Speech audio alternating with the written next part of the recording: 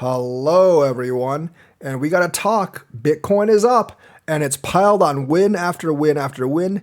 Let's start first with the massive inflows. We've had $1.35 billion. That's the fifth largest week of inflows. Obviously, the fourth largest weeks are when we were massively pumping back in April, but we're catching back up to that point. That means it's almost time for another bull run. Now, the article I'm reading was written when it just rebounded above 60K. Now it's at 65K, so there must have been way more put in, and that means we might be beating some of those weeks now that had inflows right after the ETF. We had a massive rebound Sunday into Monday. I called it as well after the CPI. I was like, yes, after the CPI, after a couple of days, we are going to start going upward. I thought I was wrong about it going upward immediately and then going down. It didn't really do much after the thing, so it didn't really go up and then go down. But I did say after a couple of days, it will really start going up in earnest. And that's what it's actually done right now.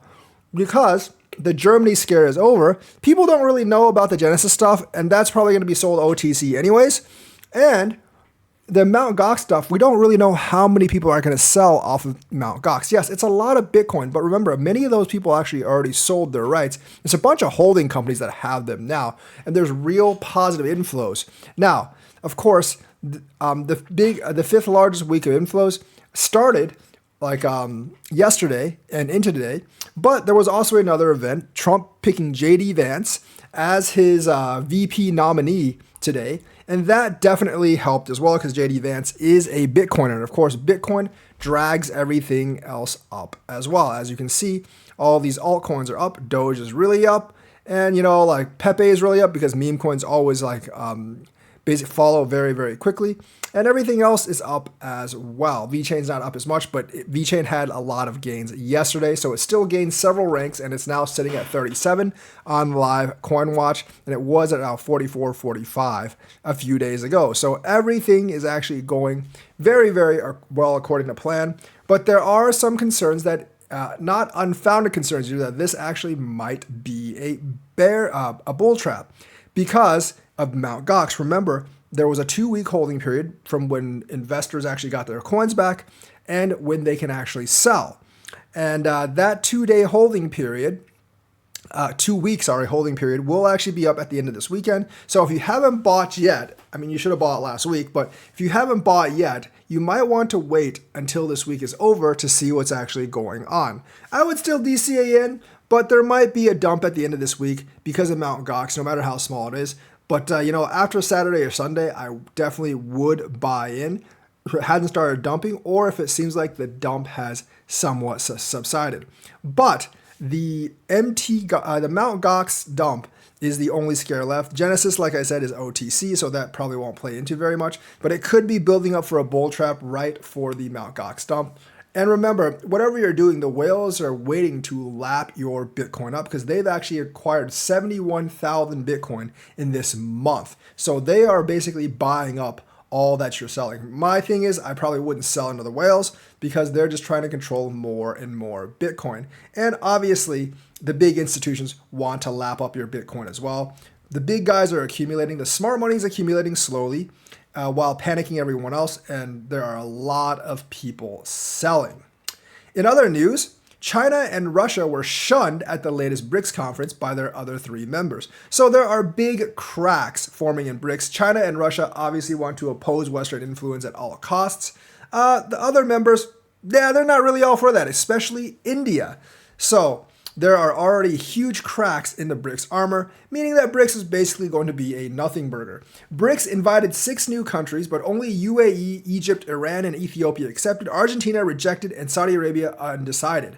China and Russia are pushing for rapid BRICS expansion because they want BRICS to challenge NATO. But BRICS and NATO aren't even the same thing because one's a military alliance, the other is just an economic sort of alliance. But India, South Africa, and Brazil want to slow down the stabilize new members. India believes China and Russia are using BRICS for global dominance, causing friction within the bloc over expansion plans. So China and Russia want to expand so they can have economic power to oppose the West. The other 3 members don't really care about opposing the West. Brazil's in the West anyways. India has figured out that, hey, the West actually offers us more benefits than a Chinese-led world order. And trust me, it is a Chinese-led world order because Russia is basically subservient to China because of the Ukraine war. They've needed to depend on China for more and more. So India sees the writing on the wall. It's a Chinese alliance, and they don't really want that much of it. And South Africa and Brazil see that as well, and they do not want to actually get involved.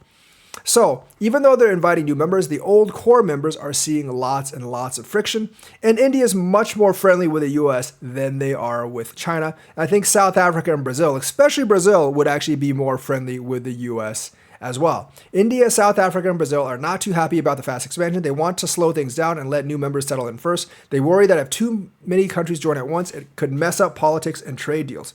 Obviously, if you jumble too many countries together, it's not really going to be too congruent because none of these countries really have any real economic or political interests in common. China and Russia are basically just wanting to use the alliance to oppose the EU and the United States. And India and these other countries have a lot to gain by buddying up with the EU and the United States. So BRICS is going to slowly fall apart. I don't think India is going to really support many things that China and Russia does. And overall, I just don't really think it's going to work all that well for those people that are hyping up BRICS to replace the US dollar, because that's just not going to happen. And I don't even think the BRICS dollar is ever going to happen either. So yes, US dollar staying as the most powerful currency in the world for a very, very long time. BRICS having disagreements, but really, really good news that Bitcoin has had massive inflows, rivaling those within the first weeks of the ETF. The VP for Donald Trump, JD Vance, is a Bitcoiner. And I think overall, regardless of what happens in politics, Bitcoin is looking up because regulations and the courts all favor Bitcoin. So that's the news for today. Let me know what you think. Like and subscribe, hit that bell notifications button. Thank you and have a nice day.